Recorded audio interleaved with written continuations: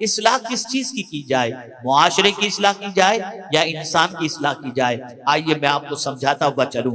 आज पूरा इंसान बिगड़ा हुआ है, सर के बालों से लेकर पैर के नाखून तक इंसान की जिंदगी तबाही के दहाने पर है, आवारगी के रास्ते पर आज का इंसान जाता हुआ नजर आ रहा है। बदकिरदारी के धब्बे उसके दामन पर लगते हुए नजर आ रहे हैं। बुराइयों से उसको इतनी उनसियत हो चुकी कि अब बुराइयों में दिल लगता है, नेकियों में दिल नहीं लगता। बड़ी अजीब सिचुएशन हो गई, बड़ी अजीब कैफियत हो गई। आप मुझे बताइए, अगर कोई आप तमाचा मारे, आप उसे बुरा कहेंगे या नहीं? आप उसको उसके ऊपर डांट डपट करेंगे या नहीं? आप उससे इंतकाम लेंगे या नहीं? किसी ने आपको तमाचा मारा, उसे आप अपना दुश्मन समझेंगे, उसे दोस्त की निगाह से कभी नहीं देखेंगे। किसी ने आपकी आंख तोड़ दी, आप उससे अच्छा दोस्त नहीं समझ सकते, उसे अपना दुश्मन समझेंगे। किसी ने आपकी टांग तोड़ दी, आप उसे अपना दोस्त नहीं समझेंगे, उसे अपना दोस्त दुश्मन समझेंगे। आप इसी तरीके से अंदाजा लगाएं, वजूद आपका है, हाथ आपका, पैर आपका, आंख आपकी, जबान आपकी, कान आपके। अगर आपके इन आज़ा को कोई तकलीफ पहुंचाता है, आप उसे अपना दोस्त नहीं कहेंगे, उसे दुश्मन कहेंगे। अगर मैं कुरान की रोशनी में इस वक्त समझाना चाहूं तो मैं ये कहने में हक बजानिब हूं, आज का मुसलमान खुद अपना दुश्मन बना हुआ है। आज का मुसलमान खुद अपना दुश्मन बना हुआ है। और ये मैं अपनी मर्जी से नहीं कह रहा, मैं कुरान की रोशनी में कह रहा हूं। कुरान कहता है, वमन यक्सिब इस्मन फइन्नमा यक्सिबुहु अला नफ्सी, जो गुनाह कमाए। अब गुनाह कमाने से क्या मुराद? अल्लाह ने आंख दी, आपने आंख से गुनाह कमाया। अल्लाह ने हाथ दिए, हाथ से आपने गुनाह कमाया। अल्लाह ने पैर दिए, उसकी नाफरमानी की तरफ चलकर आपने गुनाह कमाए। अल्लाह ने आंख दी, गंदी चीजों को देखकर, गैर महरम को देखकर आपने अपनी आंख से गुनाह कमाया। हाथ दिया किसी मजलूम को सहारा देने के लिए, लेकिन हाथ से आपने किसी बेगुनाह को तमाचा मारा, आपने गुनाह कमाया। अपने वजूद को कानून इलाही और कानून रसूल सल्लल्लाहु अलैहि वसल्लम के खिलाफ इस्तेमाल करना, ये गुनाह कमाना हुआ। कायदा सुन लीजिए, अपने वजूद को कानून इलाही और कानून रसूल सल्लल्लाहु अलैहि वसल्लम के खिलाफ इस्तेमाल करना, ये गुनाह कमाना हुआ। अब अगर कोई आंख से गुनाह करता है तो मेरे प्यारे आका सल्लल्लाहु ताला अलैहि वसल्लम के प्यारे दीवानों, वो गुनाह कमा कर क्या करता है? फइन्नमा यक्सिबुहु अला नफ्सी, वो अपनी जान के लिए कमाता है। अगर किसी ने गुनाह किया तो मेरे प्यारे आका सल्लल्लाहु ताला अलैहि वसल्लम के प्यारे दीवानों, मैं आपसे पूछना चाहता हूं, अगर हाथ से कोई आपको तमाचा मारे तो आप उसको दुश्मन समझेंगे, आंख से अगर कोई आंख आपकी फोड़ दे आप उसे दुश्मन समझेंगे। लेकिन अगर आज का मुसलमान अपनी आंखों से गुनाह करके अपनी आंखों को अजाब में गिरफ्तार कर रहा है, अपने हाथों को अल्लाह के अजाब में गिरफ्तार कर रहा है, अपने पैरों को अल्लाह के अजाब में गिरफ्तार कर रहा है, जाहिर सी बात है आकाए करीम सल्लल्लाहु अलैहि वसल्लम ने इरशाद फरमाया, जो शख्स अपनी आंखों से गुनाह करता है, कल बरोज़े कयामत उसकी आंखों में जहन्नम का पिघलाया हुआ शीशा डाल, जहन्नम की सलाखें उसकी आंखों में डाली जाएंगी। कान से अगर कोई गाना सुनता है, गालियां सुनता है, गजलें सुनता है, बुरी बातें सुनता है, गीबत सुनता है, सरकार सल्लल्लाहु अलैहि वसल्लम फरमाते हैं उसके कानों में जहन्नम का पिघलाया हुआ शीशा डाला जाएगा। तो आप तो गाना सुनते वक्त बहुत खुश होते हैं, क्या म्यूजिक है, क्या आवाज है, क्या शेर है, मर्द भी थरकते हैं, औरतें भी। कभी कभी तो ऐसा होता है कि गाने सुनकर मर्द भी रोते हैं, औरतें भी रोती हैं। और इसका रिवाज इतना बढ़ गया कि अब कोई लंबा सफर ऐसा नहीं जो बगैर गाने के तय हो सके। गाड़ी में गाना लगा दो, टाइम पास हो जाए। घर में गाने, गाड़ी में गाने, शादियों में गाने, आप ये समझ रहे हो कि आप अच्छा काम कर रहे हो, आप ये समझ रहे हो कि आपको लज्जत मिल रही है, लेकिन ये लज्जत नहीं, आप खुद अपने दुश्मनों, अपने लिए अल्लाह के अजाब को अपने ऊपर लाजिम कर रहे हो। इन गुनाहों की बुनियाद पर अल्लाह रब्बुल इज्जत अपने अजाब के अंदर गिरफ्तार फरमाए। वमन यक्सिब इस्मन फइन्नमा यक्सिबुहु अला नफ्सी। जाहिर सी बात है, आज लोग बेचैन क्यों हैं, आज लोग बेकरार क्यों हैं? वजह सबसे बड़ी यह है कि आज का इंसान गुनाह में डूब गया, आज का इंसान बदकिरदारी में डूब गया, आज का इंसान बुराइयों में डूब गया।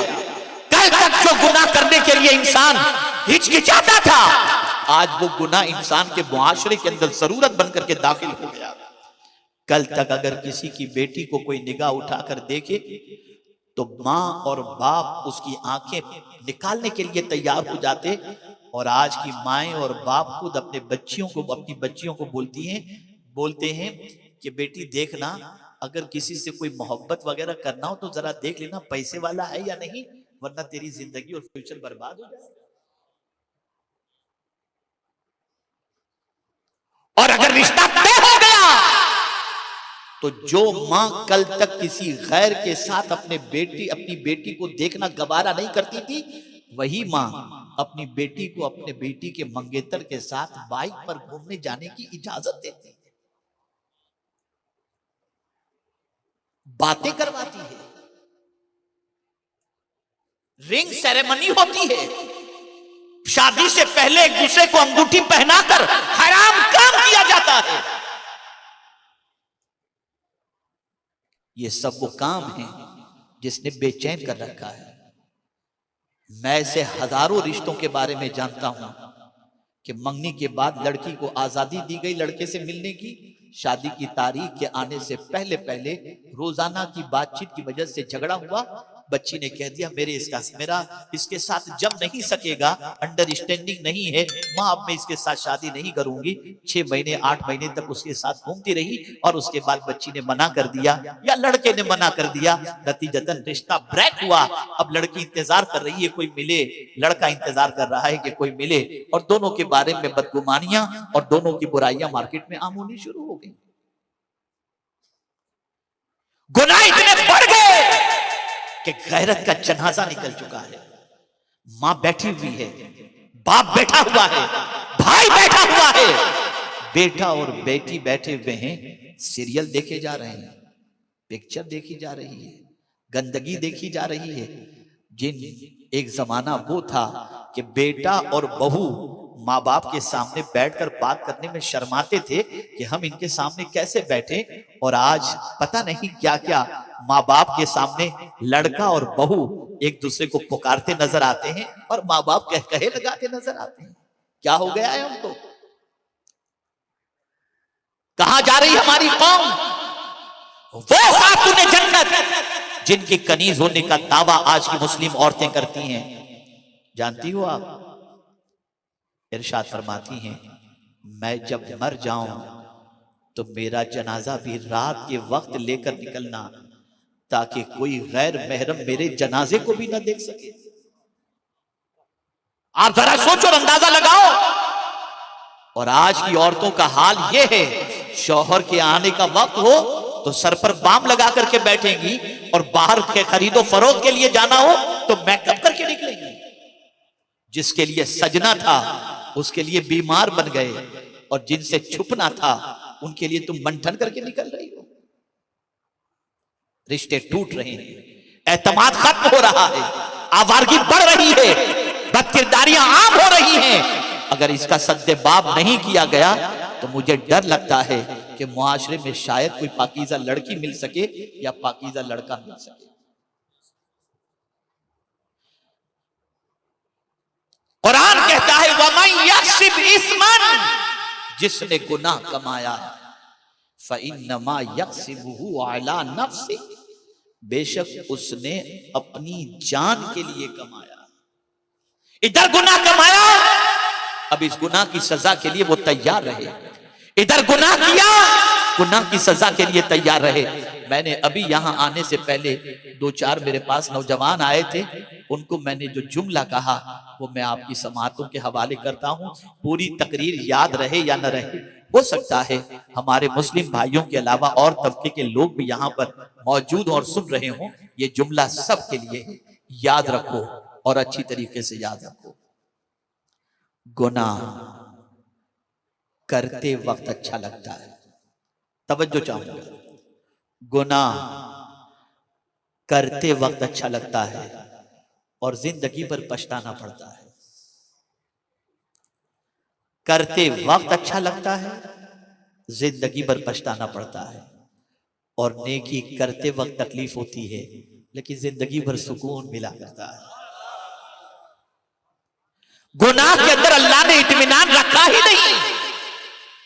गुनाह की पोजीशन खारिश की बीमारी यानी खुजली की तरह है कि खुजली करते वक्त अगर खारिश की बीमारी हो गई, खुजली हो गई, तो करते वक्त थोड़ी सी राहत मिलती है। जहां आपने खुजली करना बंद कर दिया, जलन शुरू हो जाती है। ठीक यही हाल गुनाहों का है, यही हाल गुनाहों का। आज गुनाह में पूरा मुआशरा डूब चुका और हैरत की बात है कि गुनाहों के फैलाव के सिलसिले में इस हद तक कोशिशें की जा रही हैं कि दुनिया में कोई नेक इंसान रह ही ना जाए। हाँ, अभी कल हुकूमत की तरफ से कुछ ऐसे फोटोज के बारे में कुछ शायद पाबंदी की बात की गई है जिससे जज्बात मुश्ताइल होते हो। किसी एड के बारे में मैंने सरसरी तौर पर कुछ पढ़ा था। ऐ रसूल आज़म सल्लल्लाहु अलैहि वसल्लम के दीवानों, इस्लाम ने गुनाह फैलाने से रोकने का हुक्म दिया, और अगर कोई गुनाह फैलाता है और फैलाने से मोहब्बत करता है तो उसके बारे में कुरान क्या कहता है? इन्नल्लज़ीना युहिब्बूना अन तशिअल फाहिशा फिल्लज़ीना आमनू लहुम अज़ाबुन अलीम। बेशक जो लोग ईमान वालों में बेहयाई फैलाने को पसंद करते हैं, उनके लिए जिल्लत वाला अज़ाब है, जिल्लत वाला अज़ाब।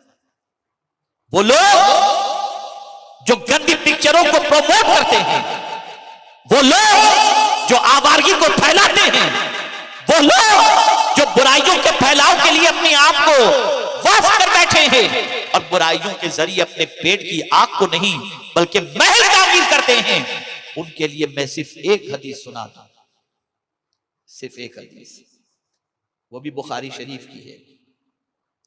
हजरत अब्दुल्ला इब्न मसऊद रज़ी अल्लाह तआला अन्हु इरशाद फरमाते हैं, कोई जान बगैर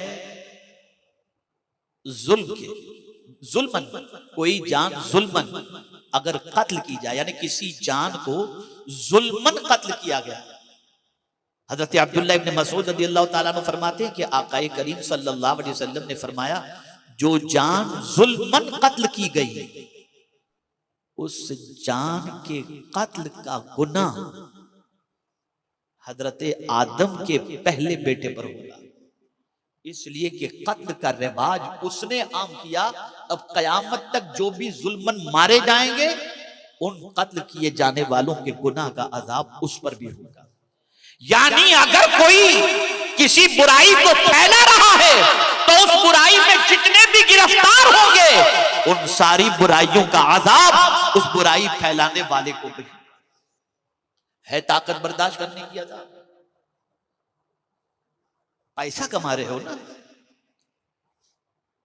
अय्याशियों के अड्डे तामीर करके, बदकिरदारियों की महफिलें मुनाकिद करके, कहबे खाना कायम करके, अय्याशियों को तय्याशियों की तरफ तरगीब दिलाकर अगर कोई दौलत कमाता है और कोई उस तरफ माइल हो गया, तो जब तक वो इन बुराइयों में गिरफ्तार रहेगा, उसका अजाब इन बुराइयों के सिलसिले में ताउन करने वाले या इस बुराई का रास्ता दिखाने वाले को भी होगा।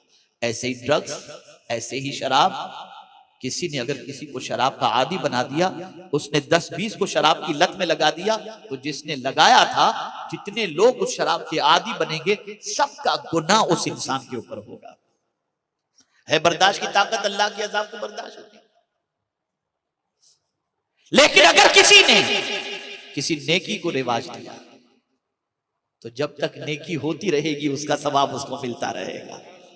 जब तक नेकियां होती रहेगी उन नेकियों का सवाब अल्लाह उसको अता करता रहेगा।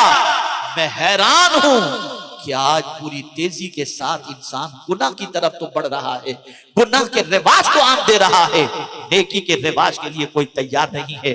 बल्कि कभी कभी तो हैरत होती है, गुनाह की तरफ बुलाने वाला तो कोई भी नहीं है, नेकी की तरफ तो बुलाने वाला मुअज्जिन दिन में 5 मरतबा बुलाता है, लेकिन उसके बाद भी तुम नेकी की तरफ नहीं आते और बिन बुलाए गुनाह की तरफ तुम दौड़ रहे हो।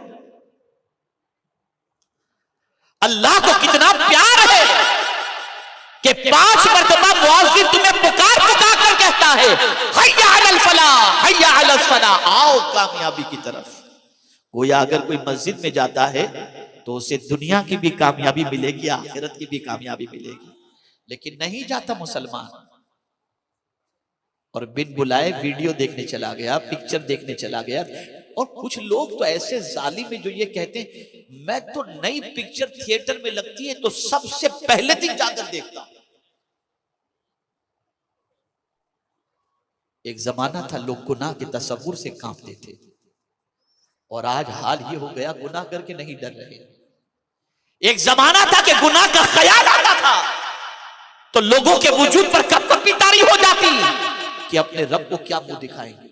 आइए मैं आपको समझाता हुआ चलूं। सैयदना फारूक आजम रदी अल्लाह तआला अन्हु के दौरे पाक में बड़ा खूबसूरत एक नौजवान था, नमाजी था, मस्जिद आता जाता था, बड़ा नेक, बड़ा पारसा। रास्ते में एक घर आता था, कई घर आते थे लेकिन एक घर ऐसा था जिस घर में एक खातून रहती थी जो इस नौजवान को रोजाना आते जाते देखकर उस औरत के दिल में नौजवान की मोहब्बत पैदा हो गई और मोहब्बत शोला बन गई। उसके लिए अपनी मोहब्बत को छुपाना और काबू करना जरा मुश्किल हो गया। अब उस औरत ने सोचा कि किसी भी तरीके से इस नौजवान से मैं अपनी ख्वाहिश को पूरी करूं। चुनाचे एक दिन नौजवान मस्जिद की तरफ जाने लगा। खातून ने उससे कहा एक मसला आपसे पूछना है, लेकिन मैं रास्ते में तो आपसे नहीं पूछ सकती, आप जरा कमरे में चलें, मैं आपसे मसला दरियाफ्त करूं, मुझे आप जवाब इनायत फरमाएं। वो बेचारा सीधा साधा नौजवान था, चला गया। जैसे घर के अंदर दाखिल हुआ उसने कुंडी लगा दी और अपनी ख्वाहिश का इजहार किया कि मैं तुमको बहुत चाहती हूं और मैं अपनी ख्वाहिश तुमसे पूरी करना चाहती हूँ। इतना सुनना था कि नौजवान कांपने लगा।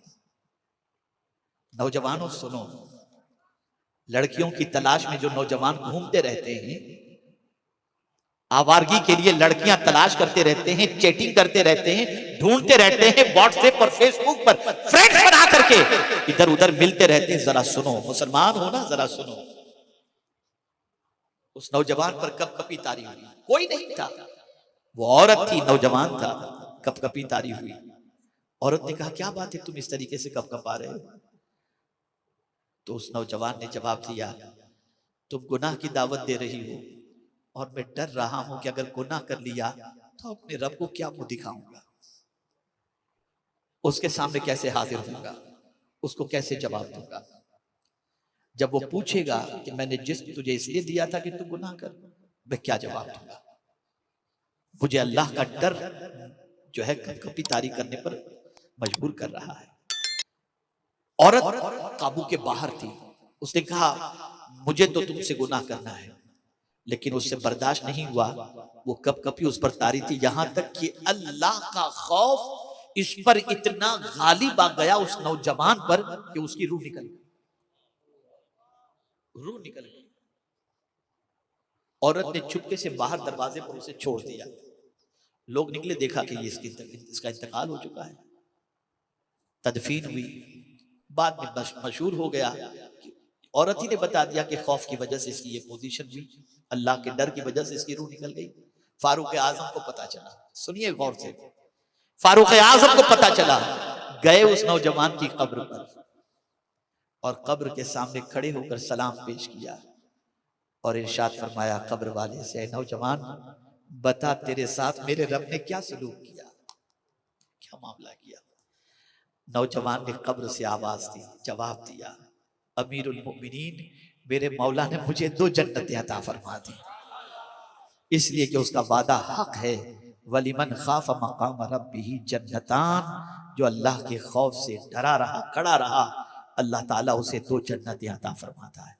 एक जमाना ये था कि गुनाह से डरना हमारी पहचान थी, और आज दौर ये हो चुका, गुनाहों में बालों से लेकर नाखून तक डूब जाना ये हमारी पहचान है। मां भेज रही है अपने बच्चे को कॉलेज, बाप मजदूरी करके अपने बच्चे को भेज रहा है पढ़ाई के लिए, और वो जाकर कॉलेज में लड़कियों को लेकर पार्क में घूम रहा है। कहां जा रहे हो तुम? किस जानिब तुम्हारा कदम बढ़ रहा है? तुम सुकून के मुतलाशी हो? अल्लाह अकबर। तुम दुनिया के अंदर छत के मुतलाशी हो? मैं दुनिया की छत की बात नहीं करता। जब कयामत में अल्लाह के अर्श के साए के अलावा कोई साया नहीं होगा, जानते हो उस वक्त किसको अल्लाह अपने अर्श के साए में जगह अता फरमाएगा? थोड़ा सा उसे भी समझ ले, थोड़ा सा समझ ले। कयामत के दिन जमीन जो है ना, एकदम चटियल मैदान की तरह होगी। कोई पहाड़ बीच में होगा नहीं, सिंगल जमीन, कोई पहाड़ नहीं, कुछ भी नहीं, कोई दरख्त नहीं, कोई मकान नहीं, कुछ भी नहीं, चटियल मैदान। और उस कयामत में सिर्फ धूप, आसमान, सूरज सवा नेज़े पर होगा, सूरज सवा नेज़े पर। आज 41 और 45 डिग्री के अंदर आदमी के पसीने निकल जाते हैं, बाहर निकलना नहीं चाहता, जबकि सैकड़ों नहीं हजारों मील की दूरी पर सूरज है। कयामत के दिन सूरज सवा नेज़े पर होगा, तांबे की जमीन होगी, आदमी अपने पसीने में डूब रहा होगा, साया तलाश करेगा, उसे साया नहीं मिलेगा, कहीं साया नहीं, न दरख्त है, न दीवार है, न मकान है, कुछ भी नहीं। अर्श के साए के अलावा कोई साया नहीं होगा। लेकिन जानते हैं आप, अल्लाह किसको अर्श के साए में जगह अता फरमाएगा? 7 खुश नसीबों को अर्श के साए में जगह अता फरमाएगा। उनमें से एक खुश नसीब वो होगा जिस खुश नसीब को कोई खूबसूरत औरत गुनाह की दावत दे और वो नौजवान ये कहे, इन्नी अखाफुल्लाह, मैं अपने अल्लाह से डरता हूं, और वो गुनाह से बच जाएगा, मौला उसे अर्श के साए में जगह अता फरमाएगा। आप मुझे बताओ, ऐ रसूल गिरामी वक़ार सल्लल्लाहु तआला अलैहि वसल्लम के दीवानों, आज का इंसान सुकून तलाश करने के लिए गुनाह करता है। शराब क्यों पी? बहुत टेंशन है, थोड़ा सा रिलैक्स के लिए पी रहा हूं। ड्रग्स क्यों इस्तेमाल कर रहे हो? बहुत टेंशन है इसके लिए। सिगरेट क्यों पी रहे हो? बहुत टेंशन है इसके लिए। तुम टेंशन का इलाज टेंशन में तलाश कर रहे हो। शराब पीने से टेंशन बढ़ता है, कम नहीं होता। जुआ खेलने से टेंशन बढ़ता है, कम नहीं होता। आओ मैं तुम्हें बताऊं टेंशन कैसे कम होगा। अगर तुम अपना टेंशन कम करना चाहते हो तो पैगंबर रहमत सल्लल्लाहु अलैहि वसल्लम ने फरमाया, जब कभी तुम्हारी तबीयत बेचैन हो, तुम सुकून चाहते हो, घर से वुजू करके मस्जिद चले जाओ, और मस्जिद में दरसे कुरान की महफिल चल रही हो, उसमें जाकर बैठ जाओ, अल्लाह तुम्हारे दिल पर सुकून नाजिल फरमा देगा। और अगर दरसे कुरान की महफिल नहीं चल रही तो वुजू करके मस्जिद में चले जाओ, अल्लाह की किताब को खोलकर पढ़ना शुरू करो, अल्लाह तुम्हारे दिल पर सुकून नाजिल फरमा दे। लेकिन हम सुकून उसमें तलाश नहीं करें, बल्कि हाल इतना बुरा हो चुका, तवज्जो चाहूंगा, हाल इतना बुरा हो चुका कि जिन चीजों में अल्लाह ने सुकून रखा है, आदमी उन चीजों में भी सुकून हासिल नहीं कर पाता और वहां बेचैन हो जाता है। मैं आपको समझाता हूं, समझ रहे हैं मेरी बात? चलिए एक मर्तबा आप सब बुलंद आवाज से दुरूद शरीफ पढ़ें तो मुझे इत्मीनान हो कि मेरी बात आप समझ। अल्लाहुम्मा सल्ली अला सय्यिदिना व मौलाना मुहम्मदिन मादिनिल जूद वल करम व आलिहिल किराम व इब्निहिल करीम व बारिक व सल्लिम सलातन व सलामन अलैका या रसूलल्लाह सल्लल्लाहु तआला अलैहि वसल्लम। आप मुझे बताओ, मस्जिद जाता है तो जल्दी से भागने की कोशिश करता है। बोलिए ये बात सही है गलत है? भाई जवाब दे, अगर मेरी बात समझ में आ रही तो। सही है ना? सिनेमा घर जाता है, 3 घंटे आराम से बैठकर पूरी मूवी देख करके आता है ना? थोड़ा सा फर्क समझाता है। एक मस्जिद ऐसी है जो पतरे की बनी हुई है, उसमें एयर कंडीशन भी नहीं, किसी में पंखा है किसी में नहीं, कहीं है कहीं नहीं, चिलचिलाती धूप है दोपहर की। आप जोहर की नमाज के लिए गए, जब आप जोहर की नमाज पढ़ने के लिए मस्जिद में एंटर हुए, थकान थी, चेहरा बुझा बुझा सा था, मस्जिद में एयर कंडीशन भी नहीं, पंखा है भी या नहीं, आपने सुकून से नमाज पढ़ी। तवज्जो चाहूंगा, सुकून से आपने नमाज पढ़ी। जब आप नमाज पढ़ करके मस्जिद से बाहर निकलेंगे ना, तो चेहरे का रंग काला नहीं, चेहरे पे नूर नजर आएगा। होगा ना? जवाब दीजिए, है या नहीं? लेकिन यही बंदा थिएटर के अंदर 3 घंटे बैठा, एयर कंडीशन भी है, खाने पीने का सामान भी है, लहव लाइब का सामान भी है। खुदा की कसम पूरी जिम्मेदारी के साथ अर्ज करता हूं, 3 घंटे पिक्चर देखने जाने से पहले जो उसके चेहरे का रंग था ना, पिक्चर देख करके निकलेगा तो चेहरे का रंग काला हो गया होगा। एयर कंडीशन में बैठने के बाद 3 घंटे गुनाह की वजह से चेहरा काला हो गया, और गर्मी के मौसम में पतरे की मस्जिद के अंदर जाकर नमाज अदा करने के बाद चेहरे पर नूर आ गया। ये किसने अता फरमाया? ये पालनहारे हकीकी ने अता फरमाया। लेकिन आज मस्जिद में दिल नहीं लगता, जाते हैं तो भागते हैं, भागते हैं मस्जिद से। खुतबा शुरू हो तब पहुंचना है और सलाम फेर के ही भागो। सिद्दीक अकबर रज़ी अल्लाह तआला अन्हु फरमाते हैं, जिसका दिल अल्लाह के घर में न लगे उसको अपने ईमान का जायजा लेना चाहिए, इसलिए कि रूए जमीन की जन्नत मस्जिद है और मस्जिद में दिल ईमान वाले का लगा करता है। कुरान सुनने में दिल नहीं लगता, कोई कारी कुरान अच्छा कुरान पढ़ रहा है, बल्कि आप देखें रमजान शरीफ के अंदर अच्छे कुरान पढ़ने वाले के पीछे कितने मुक्तदी होते हैं, और या लमुन तालमुन पढ़ने वाले के पीछे कितने मुक्तदी होते हैं।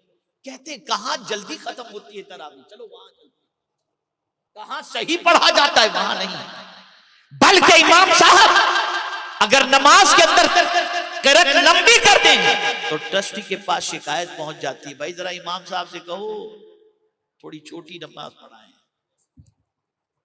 ये हाल हो चुका है।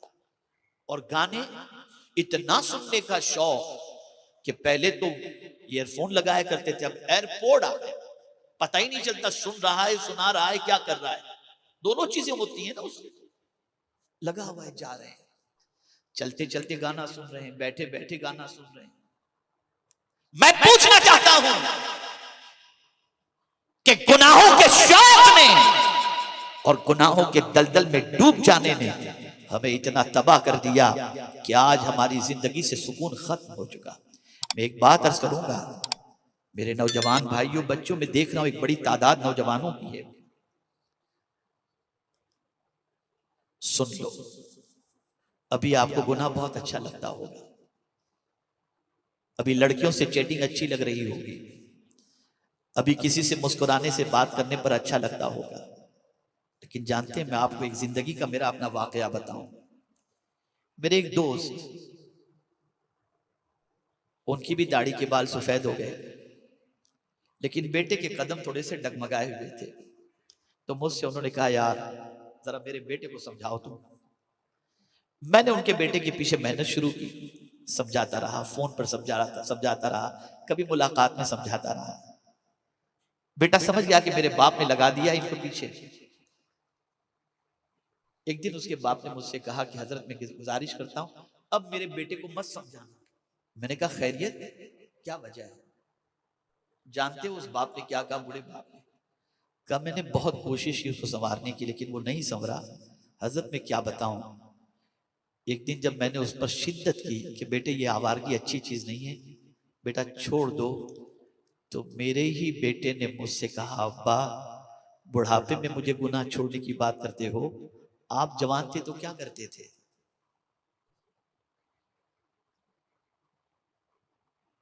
आज जवानी में गुनाह कर रहे हैं ना, बुढ़ापे में यही गुनाह कांटा बनकर के चुभेगा,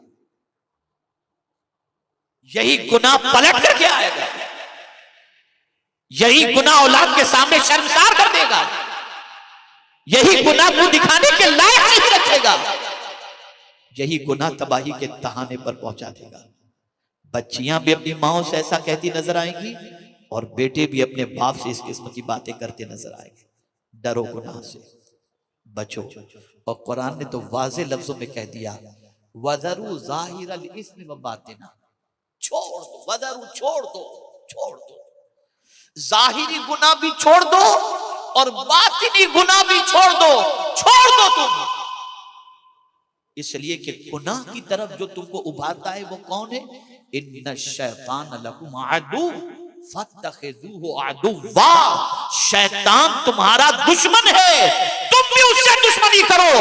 जब कभी शैतान तुम्हें गुनाह की तरफ बुलाए, तुम तेरी नहीं मानूंगा, मैं अपने रब की मानूंगा, उससे दुश्मनी करो। पढ़ो लाहौल, पढ़ो औज़ु बिल्लाहि मिनश शैतानिर रजीम, भगाओ उसे। और मेरी ये बात सुन लो, आज मुसलमानों की जबान पर हिकमत की बोली इसलिए नहीं आती कि मुसलमानों ने अपने आप को गुनाह में ढकेल दिया है। जब मुसलमान गुनाह से अपने आप को रोकता है ना, तो अल्लाह ताला उसके सीने को हिकमत से भर देता है और फिर उसकी बोलियों के अंदर हिकमत के बोल नजर आते हैं। बचो गुनाह से, बचो गुनाह से, डरो अल्लाह से। ऐ रसूल आज़म सल्लल्लाहु ताला अलैहि वसल्लम के दीवानों, अब सवाल ये पैदा होता है कि इंसान गुनाह करता क्यों है? फिर मुझे एक बार पूछने की जरूरत महसूस हो रही है कि आप लोगों की समझ में बात आ रही है। जरा बुलंद आवाज से जवाब देंगे तो मुझे इत्मीनान होगा कि बात समझ में आ रही है। समझ में आ रही है आप लोगों के? अब एक जहन में सवाल उभरता है कि इंसान है, जानता है ये गुनाह है, जानता है, ये भी बता दो। आप कहेंगे मुझे मालूम नहीं था गुनाह है। कुछ लोग कहते मुझे मालूम नहीं था कि गुनाह है। तो मैं आपसे पूछता हूं, फिर छुप के क्यों कर रहे थे? अगर आप कहते हैं कि आपको मालूम नहीं था कि ये गुनाह है, तो कोई गुनाह आदमी छुप करके क्यों करता है? वो जानता है कि ये गुनाह है, इसीलिए तो छुप करके कर रहा है।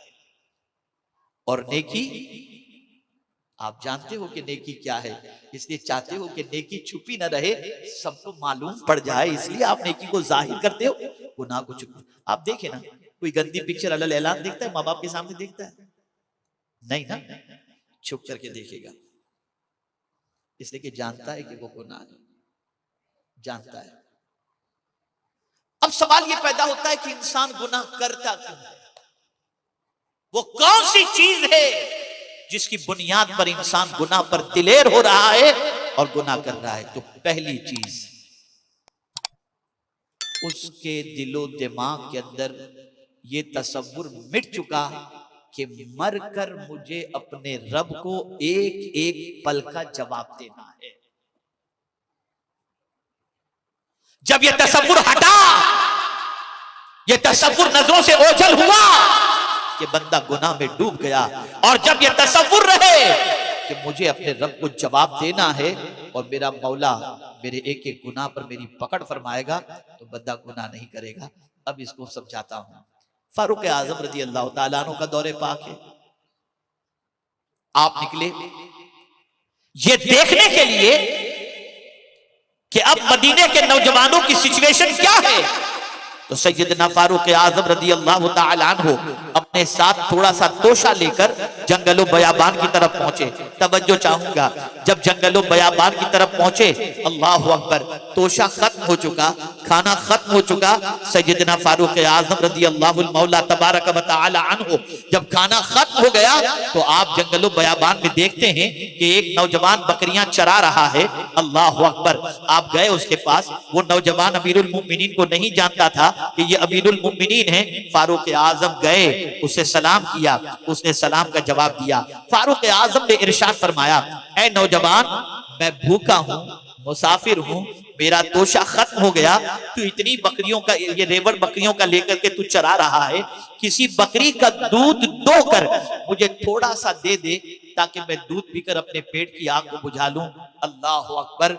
उस चरवाहे नौजवान ने जवाब में अर्ज किया, ऐ मुसाफिर, मैं तुझे बकरी का दूध नहीं दे सकता, इसलिए कि मैं बकरियों का मालिक नहीं, बकरियों का चरवाहा हूं, बकरियों का मालिक तो कोई और है। अल्लाह अकबर। फारूक आजम ने महसूस कर लिया कि जंगलों बयाबान के अंदर ये शख्स इस तरीके से अपने मालिक की फिक्र कर रहा है, ये कोई कामिल इंसान होगा, ये पक्का मुसलमान होगा। तो फारूक आजम ने उसका इम्तिहान लेना चाहा। और इरशाद फरमाया, सुन, एक बकरी का बच्चा ज़बह करके मुझे दे दे, इसकी जो कीमत हो मुझसे ले ले, और अगर तेरा मालिक तुझसे पूछे कि बकरी का बच्चा कम कैसे हो गया, तो तू अपने मालिक से कह देना कि भेड़िया खा गया, तेरा मालिक जंगल में देखने तो नहीं आएगा ना। बस इतना कहना था। उस नौजवान ने फारूक आजम को देखकर अर्ज किया, ऐ मुसाफिर, तू जो कह रहा है कि बकरी का बच्चा ज़बह करके तुझे दे दूं और मेरे मालिक को पता भी नहीं चलेगा, सुन लो, मेरा मालिक तो मुझे नहीं देख रहा, लेकिन क्या मालिक का मालिक भी मुझे नहीं देख रहा। बस इतना सुनना था कि फारूक आजम ने सीने से लगा लिया और इरशाद फरमाया, जब तक के कलमा पढ़ने वालों में तुम जैसे पाकीज़ा नौजवान हैं, दुनिया की कोई ताकत मुसलमानों को शिकस्त नहीं दे सकती। ये हमारी आइडेंटिटी थी, हमारी पहचान। ये अल्लाह की बारगाह में खड़े होने का डर, जवाबदेही का तसव्वुर। दूसरी चीज जो गुनाह की तरफ ले जाती, जब ये डर खत्म हो जाता है, ये ख्याल खत्म हो जाता है कि अल्लाह को जवाब देना है, तो फिर आप जो चाहो करो।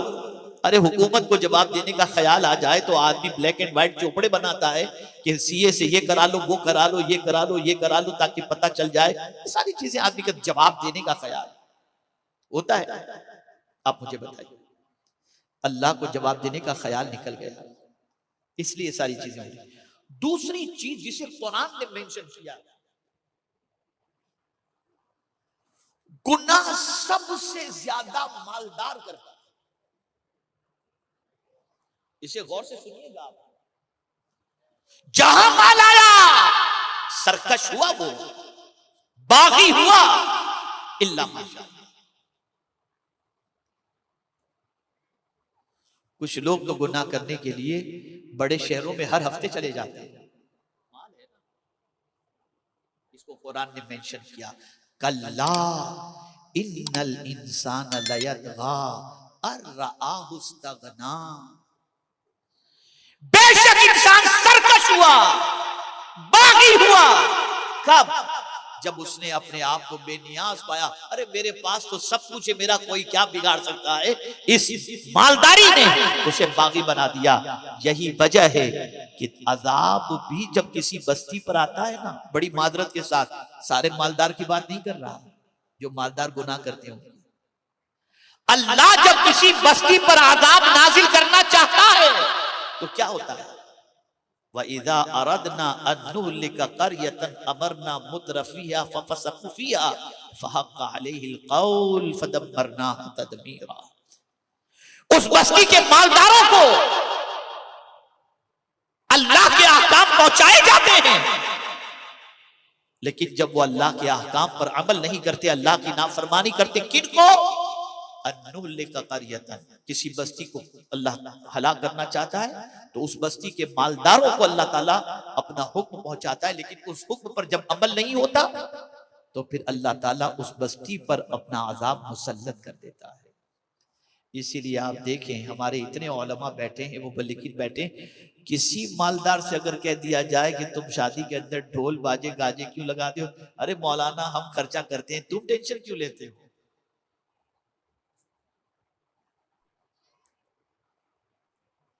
ये हाल हो चुका है।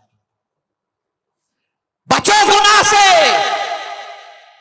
गुनाह वो बीज है जिसकी बुनियाद पर सिवाय कांटे के दरख्त की और कोई चीज नहीं निकल सकती, और नेकी वो बीज है जिससे सिवाय सुकून के और कोई चीज तुम्हें हासिल नहीं हो सकती। ऐ मेरे प्यारे आका सल्लल्लाहु अलैहि वसल्लम के प्यारे दीवानों, अब करना क्या है।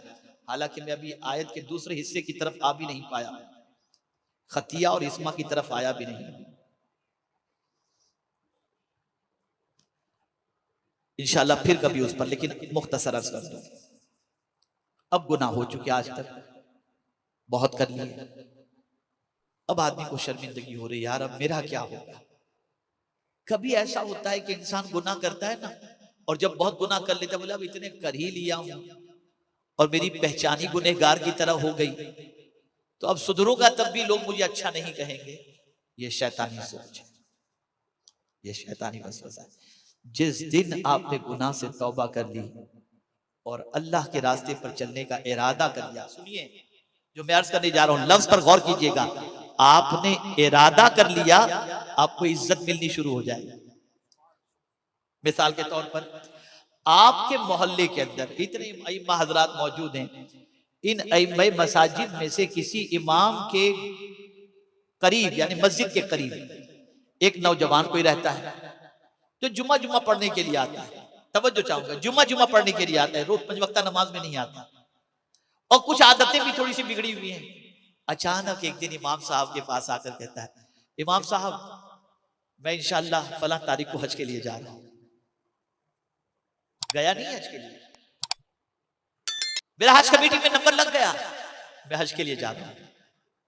वो इमाम जो उस बंदे के बारे में जानता है कि जुमा जुमा पढ़ता है, वो इमाम जो उस बंदे के बारे में जानता है कि ये गुनाह भी करता है, लेकिन जैसे ही उसने कह दिया फलां तारीख को हज के लिए जा रहा हूं, तो इमाम साहब उस गुनहगार से कहते हैं, भाई मुझे भी जरा दुआ में याद रखना, मुझे भी जरा दुआ में याद रखना। मक्का नहीं पहुंचा, मदीने नहीं पहुंचा, लेकिन वहां जाने का इरादा कर लिया तो अल्लाह ने इज्जत अता फरमा दी। तो जब कोई गुनाह से तौबा का इरादा कर ले और सच्ची तौबा कर ले, तो अल्लाह उसे दुनिया में भी इज्जत अता करता है और आखिरत में भी इज्जत अता फरमाएगा। तौबा कर लो, पलट आओ अपने रब की तरफ, अपनी आइडेंटिटी बनाओ, अपनी पहचान बनाओ, अपनी शनाख्त बनाओ कि आज से हम गुनाह नहीं करेंगे, आज से जुल्म ज्यादती नहीं करेंगे, आज से पाप के दरवाजे पर दस्तक नहीं देंगे। सुन लो, आज अगर कोई परेशान होता है तो अभियान की वजह से नहीं परेशान होता, अभिमान की वजह से परेशान। आप कोई भी अभियान चलाओ, लेकिन अगर अभिमान आ गया तो ये मेरा जुमला याद रखिएगा, अल्लाह कुफ्र को तो किसी हद तक गवारा कर लेता है, जुल्म को गवारा नहीं करता। काफिरों को रोजी रोटी दे रहा है ना, खाना पानी दे रहा है। मुराद इससे ये है कि यानी वो काफिर को रोजी रोटी सब कुछ दे देगा, लेकिन जालिम को वो नहीं छोड़ेगा। इसका मतलब ये नहीं कि माअज़ल्लाह वो कुफ्र को पसंद करता है, अस्तग़फिरुल्लाह रब्बी मिन कुल्लि ज़ंबि व अतूब, ये कहना मकसद नहीं है। कुफ्र को डील देता है, लेकिन जालिम की पकड़ होती है। इसलिए कि वो काफिरों का भी रब है, वो मुसलमानों का भी रब है, वो सारे इंसानों का रब है। उसे दो चीजें बिल्कुल नापसंद हैं, और इन दो चीजों को बिल्कुल नापसंद करते हुए वो इन दो चीजों में गिरफ्तार लोगों को थोड़ी सी मोहलत देकर बाद में जब गिरफ्त फरमाता है तो ऐसी सख्त गिरफ्त होती है कि फिर कोई दुनिया की ताकत नहीं बचा सकती। एक जुल्म है और एक तकब्बुर है।